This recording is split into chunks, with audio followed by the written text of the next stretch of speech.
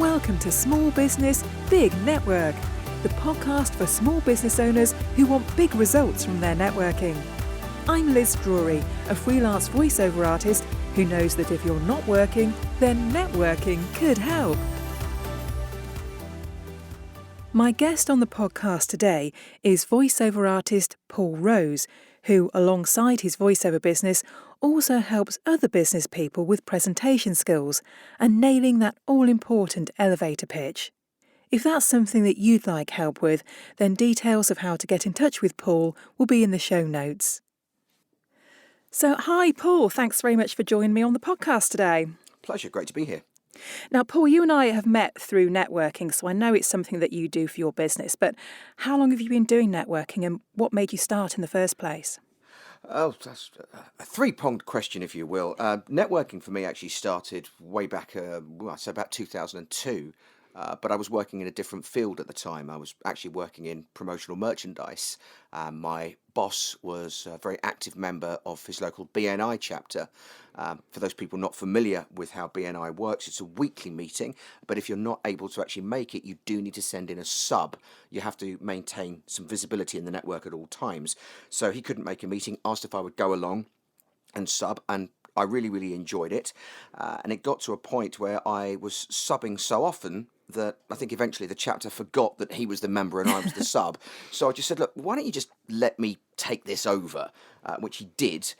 And within a few years, I had started to develop a particular aspect of my voiceover business, which was the production of hold music and messages. I was working with a lot of small businesses on their telephone systems. So I decided to market that within the BNI chapter as, for want of a much better phrase, a side hustle. I hate the expression, but everyone knows what I mean.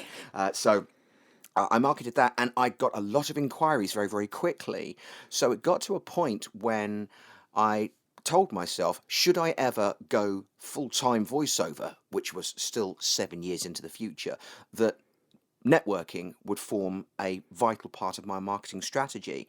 So when I did finally hang up the 9 to 5 and go out on my own, it was one of the first things that I did. But I tried it from a different angle. I tried it from the perspective of just being a voiceover artist. And in and of itself, that was very rare. In fact, I was the only voiceover artist in BNI in the UK. And I think there's only like 6 in the entire world that choose to do it. But looking to now and the other networks that are available and the fact that so much more of it has gone virtual, there's a lot more of us trying it because we know that it works. So that's what I just continue to do. Yeah. Same here, really. And so what do you find that it does for your business? Obviously, it leads to leads for your business, but what else do you get out of it? Well, there's the opportunity to speak to real living, breathing people outside of my own studio, which is such a rare treat. As you know, we are given money to spend all day in a room talking to ourselves, often with no natural light. In my case, I work in my loft. So, the opportunity to actually get out there and see people.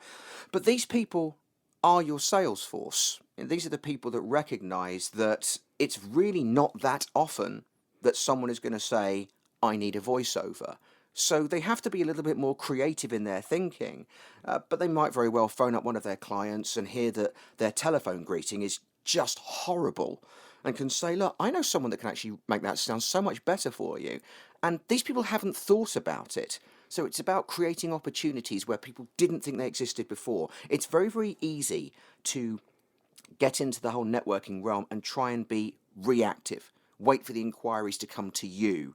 That's a mistake. You have to create the opportunity. You have to educate the people in the room as to what you can do to help them to assist their out-of-the-box thinking, to start creating those referrals for you.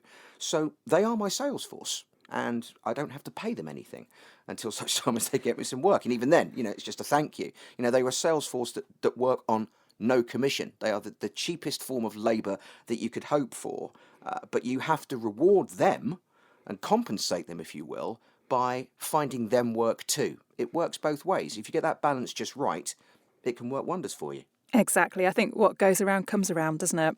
Quite so. It's it is the BNI philosophy of givers gain, which when I first got into it, I thought, well, that's a bit of a cliche. That's their cult catchphrase. They get everyone saying it, but it's a philosophy I really have come to live by. That I make a point in any networking organization of trying to give so much more than trying to take. And it works if you're a believer in karma, and I very much am. It really does work that way. The more I give, the more I get out of it. And it's just kind of nice from a philosophical standpoint to not be constantly going into a sales environment thinking, right, who can I get money from today? Yeah. Or who's going to buy some stuff from me? Don't pitch up and sell to the room. No one wants to talk to that guy. But if you're the person that, I'd like to help your business with this and your business with that, and you're giving to them, it comes back to you tenfold.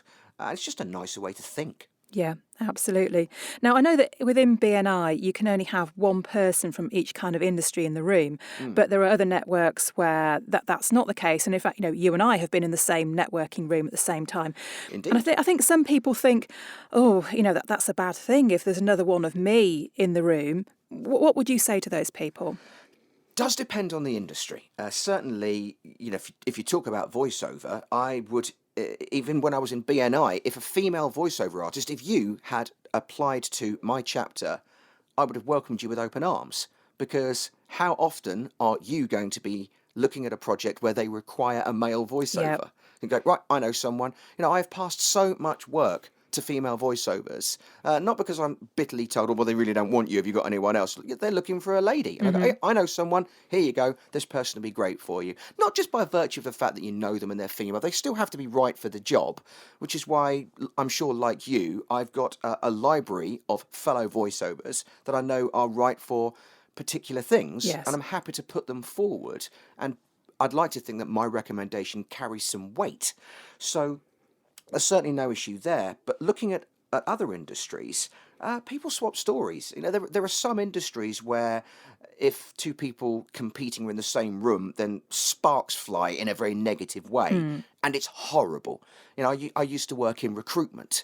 And if you go to a trade show, woe betide you even set foot near someone else's stand, and they just, daggers come out. And it was just really, really nasty.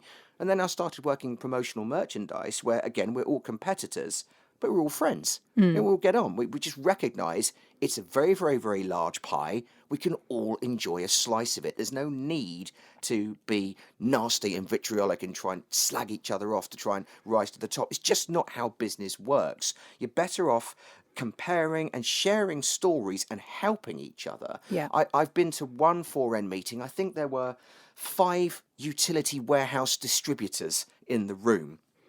But each one of them had a different aspect of the business that they were happy to share with the people. Now, ultimately, if you were new into that room and thinking, I wouldn't mind switching utilities, sure, you're going to pick one of them. And then it just comes down to personality. People buy from people.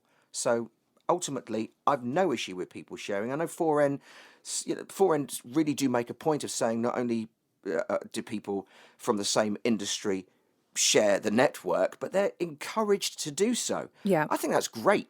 I think it's absolutely brilliant.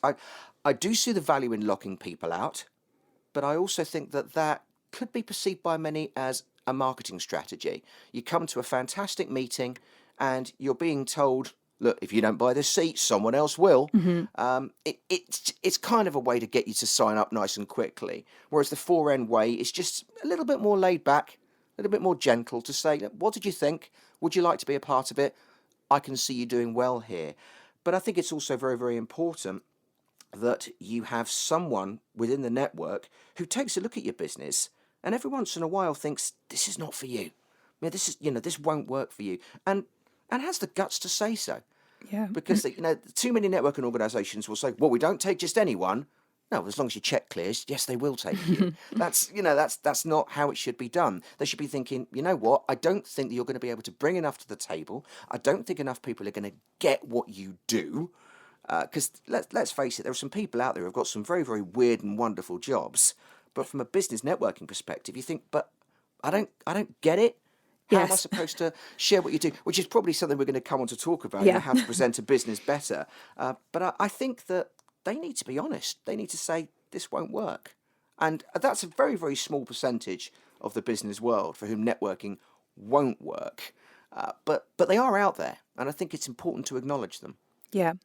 Yeah, so let's come on to what you just alluded to. At many networking meetings, you get the opportunity to pitch your business, to tell the room about who you are, what you do, and the people that you're looking for. So, how important is getting that right? It is vital. It is the lifeblood of your marketing message. Uh, your 60-second or 40-second in-for-end pitch, that's your advert. Now, if you are running a business where you regularly pay copywriters, buy media space, do whatever you need to do to attract business, then you are most likely spending tens of thousands of pounds per year on getting that message right. Why on earth would you cut corners when it came to your presentation in a networking environment? There are many networking meetings that argue that this is the most important business meeting of the week. Certainly that's what BNI suggest. If you've got 50 people in a room and you are pitching to them, and I put the word pitching in massive air quotes, which never works on a podcast, by the way. We need to think of a way to actually vocalize that. But you're not pitching to 50 people. You're pitching to their networks. You're pitching to the other 5,000 people that each of them know. So technically, you're talking to 250,000 people, and you've got 60 seconds to do it. So, good God, get it right. It's vital. I've seen, I mean, this is how my other business really took off. I've seen too many people come in and fluff it to the point where they're either just a little bit boring so that people just switch off, or what's worse is they have a message which is so convoluted and confusing that people think, no one's really going to take the time to try and translate what you do into simple to understand terms. They either get it or they don't, because not only are they listening to everyone else's presentation, but they're also thinking about doing their own as well. So if they haven't had their turn yet, their focus is very, very much on making sure they do a good job. So you've got to grab their attention. But I think the biggest mistake that people make is trying to actually close within 60 seconds. That's not what a presentation is. It's meant to open a conversation to the point where other people in the room are thinking, I need to know more about what that person does. I think there could be an opportunity for us to work together. I need to understand more. Can we book a one-to-one? And that's where the magic happens, in the one-to-one meeting. Yeah. So get the presentation right, the rest will follow. Yeah. I must admit, I've sat and listened to some people's 60 seconds, and at the end, I'm none the wiser as to what it is they do. And in fact, I can think of people that I've been to several meetings with, and I've heard them give the 60 seconds more than once, and I still don't understand what they do. So what would your top tips be for getting that right? Well, you've actually hit the nail on the head, and this is something that I talk about quite often. And I'm going to put you on the spot, but have you made a point of actually telling that person, I don't get what you do? No, I haven't. Aha. There's the And I probably should. And no, you absolutely should. And it's not from a selfish perspective. It's actually for the good of the network. Now think about this conversation from their perspective. Imagine if I actually came up to you, right? And there's two ways of doing it. Okay, first is every time you open your mouth to speak in a meeting, I don't bother listening. I've gotten to a point where I think, oh, there's that Liz woman. That's something to do with talking. And that's it. I'm done. Right? There's no business coming your way. Or I come up to you and I say come up to you, it's virtual. I approach you in some virtual way. My brain is still in the physical world. I long for it. But I come up to you and I say, Liz, I've been listening to you speak in these meetings for a couple of weeks now. I've got to be honest. I don't really understand what you do. More importantly, I don't know how I can help you. Yes. Could we have a conversation about that so I could get a better understanding, so I could introduce you to a few more people? How's that going to make you feel? Yeah. I think you're right. At the end of the day, it is about helping other people, isn't it? Exactly right. There is absolutely no shame in saying to someone, I don't understand what you do, but more importantly, I really want to. You could switch off. Anyone could switch off. It's not difficult to just switch off your attention for 60 seconds. But you're doing a disservice to a great number of people. The most important is that it's the rest of the network. Because I'm very, very fortunate. I'm a presenter by trade. When I give a 60 seconds, people, I'd like to think, are genuinely engaged. When I substitute for other people, I regularly get rounds of applause. At the risk of blowing my own trumpet, I'm good at it. I've built a business as a result. But I often hear a very, very similar response after I've gone. The next person goes, whew, Well, how do I follow that? Yes. I'll tell you how. Really, really easily. Because if someone has actually warmed up the crowd and put them in a receptive mode, then your job is really, really simple. The person you don't want to follow is the opposite of that. The person who actually confused the room, or worse, bored them to such a point where their listening has dropped to zero. You're not going to get those people. So by being a poor presenter, you're not only ruining it for yourself, but you're ruining it for the person that goes after you.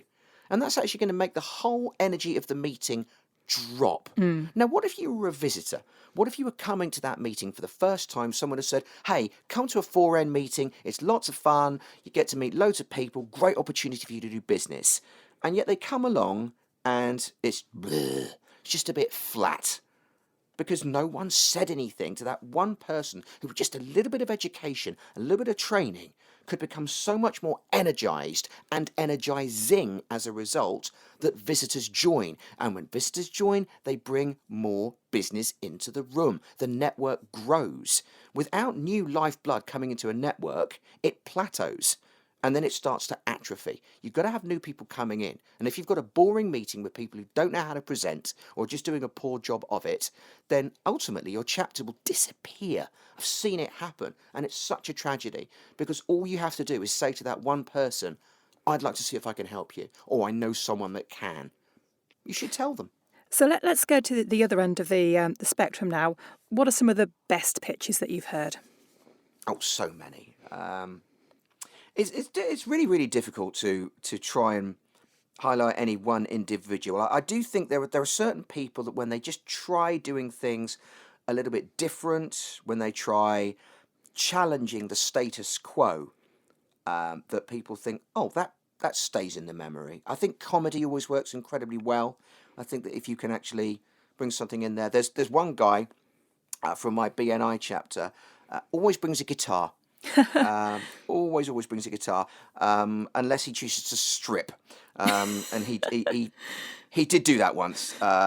He was told to not do that again. But no, I've seen him actually come along as a substitute for other members, and he will actually re-lyricize a song to sing about their business.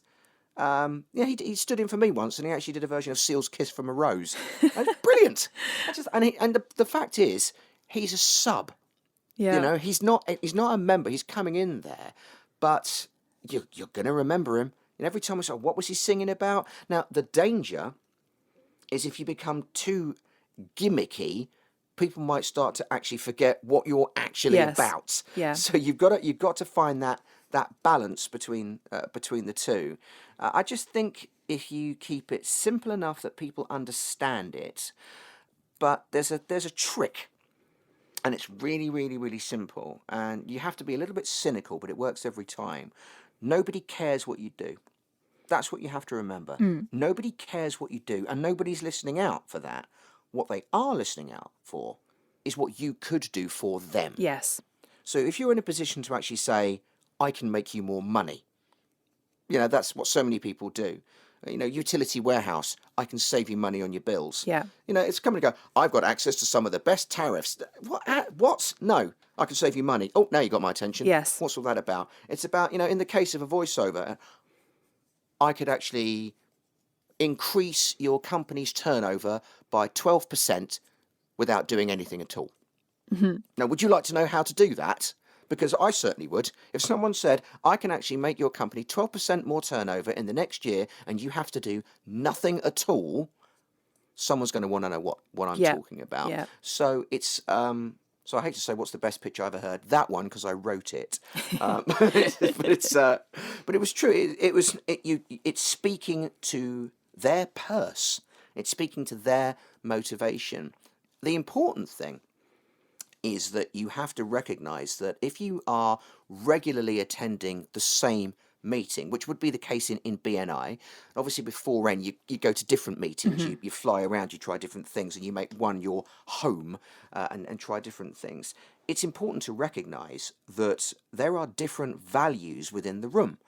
There are some people that want it good, there are some people that want it fast, and there are some people that want it cheap. Yeah. And they can have their choice of two, but never three. Yes. So if you want to stand up and go, hi, I'm Liz, and I'm a cheap voiceover, swear words in our industry, I know. But, Absolutely. then great, maybe something, oh, you know what, I couldn't afford a voiceover and now I can. I'm going to go and speak to her. Or, hi, I'm Liz, I'm a voiceover. I'm known for turning around projects within 12 hours. So I'm thinking, oh, brilliant, because actually I needed someone, I've got this thing that's been left to the last minute and I need it done really, really quickly. Then all of a sudden, the value you're speaking to is speed and not cost.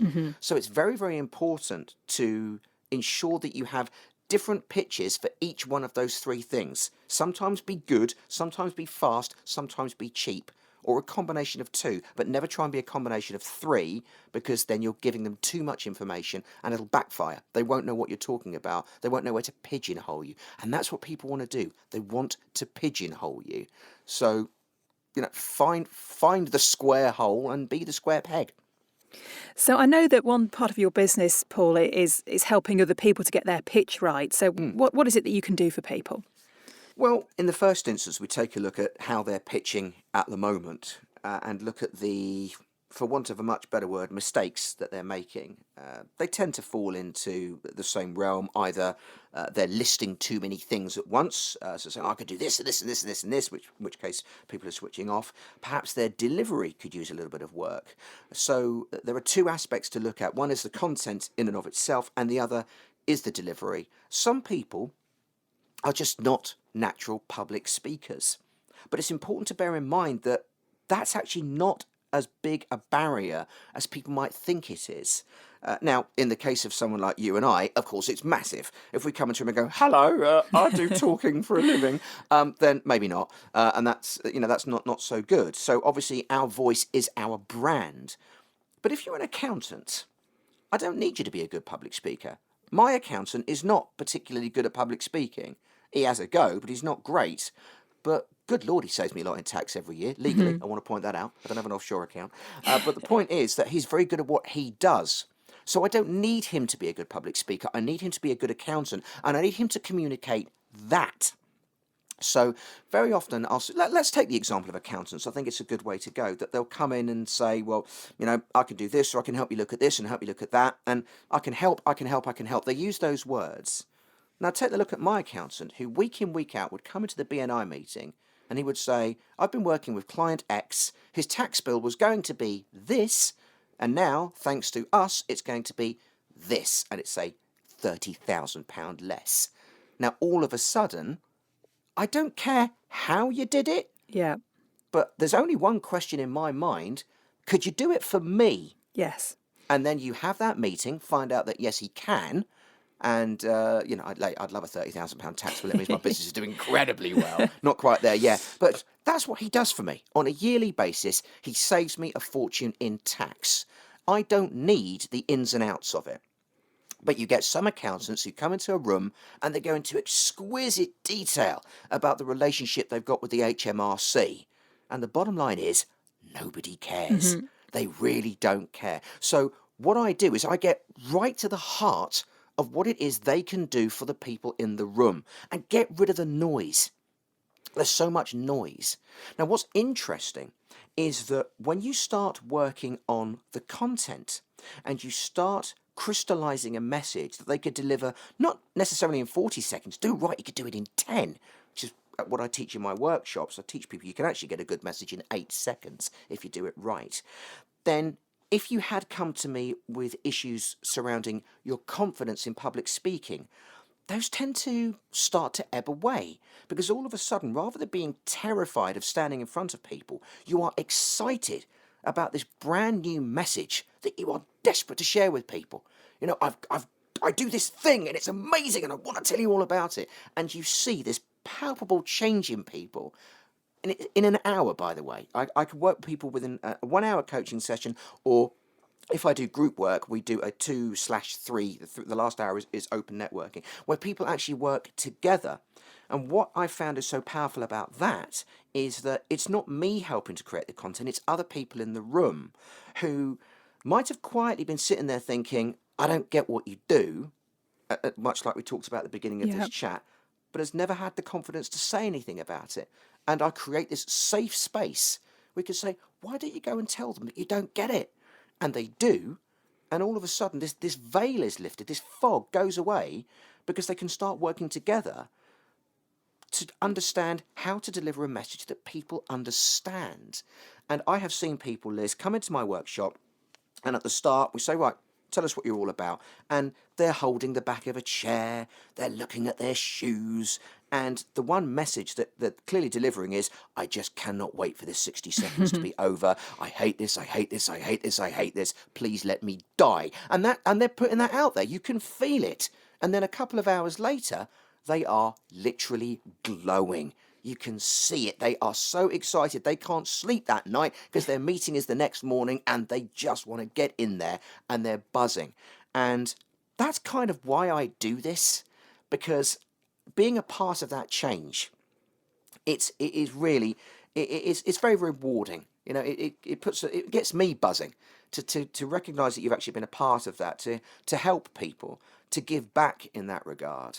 And, you know, I just get so many people expressing their gratitude, writing to me to say, oh, I've just tried this presentation. What do you think of it? You know, these are people that I trained years ago that will still get in touch and say, just gave this presentation. What do you think? I think it went down really, really well. And I just say to them, did it go down really, really well? You said it did. Yeah. Okay, well, listen, then it did. You don't need my validation each time. What you need is the validation of the network, but more importantly, you need people actually asking you questions. If all you're ever getting is a round of applause and no business, you're kind of missing the point. Mm-hmm. You know, it's not about, I'll tell you what, I love it when Paul stands up. He always makes me laugh. Great, but I didn't come here to do a stand-up gig. I came here to actually get your business. And if you're not referring people to me, then we need to have a conversation. And this comes back around to what I suggested to you at the beginning, when you could say to people, you know, how can I help you get more? It's also incumbent upon you, if you are in a networking group and you don't feel you're getting something from a certain member, to say to them, been here for a while now, not really got to know you the way I'd like. And, you know, you've never really asked me anything about my business or talked about how we can help each other. Could we have a one-to-one to talk about that, but make it about them, not about you? Because the chances are, if they're not helping you, it's probably because you're not helping them either. Yeah. So find a way to meet them halfway and change that. Now, I get it. It's very, very likely that there'll be people in any networking group that you've just got nothing to talk to them about. There's no synergy there. In a room full of 50 people with so many different trades, there are going to be some with whom there is no synergy. Just bear in mind, you're not pitching to them, you're pitching to their network.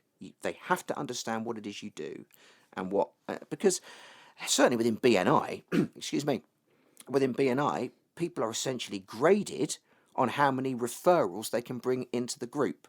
If you can help them bring more referrals in, then you're helping their position in the network as well. Everybody wins just by offering to help people understand. Brilliant.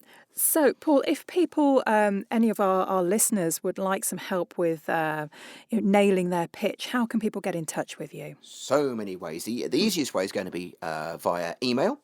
So you can send something to inquiries at, spell inquiries at pauljrose.com, inquiries at pauljrose.com.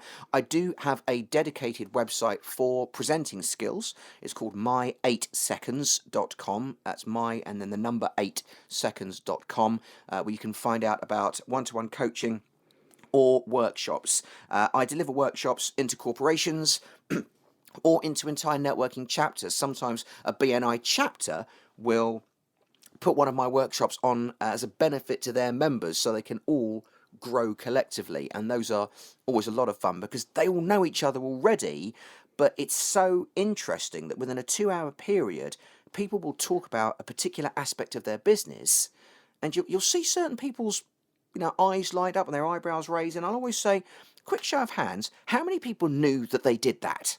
Mm-hmm. And so few hands will go up, and yet they've known each other for over a year. You think, there you go, right there. You didn't know, did you? Create that space, and incredible things can happen. Lovely. Thank you ever so much for chatting to us, Paul. And my pleasure. No doubt I'll see you on a networking meeting somewhere soon. I'm sure you will. Thanks for having me on. Thanks for listening to Small Business, Big Network. If you found this podcast useful, Please do rate, review and subscribe. And don't forget to share it with the rest of your network too.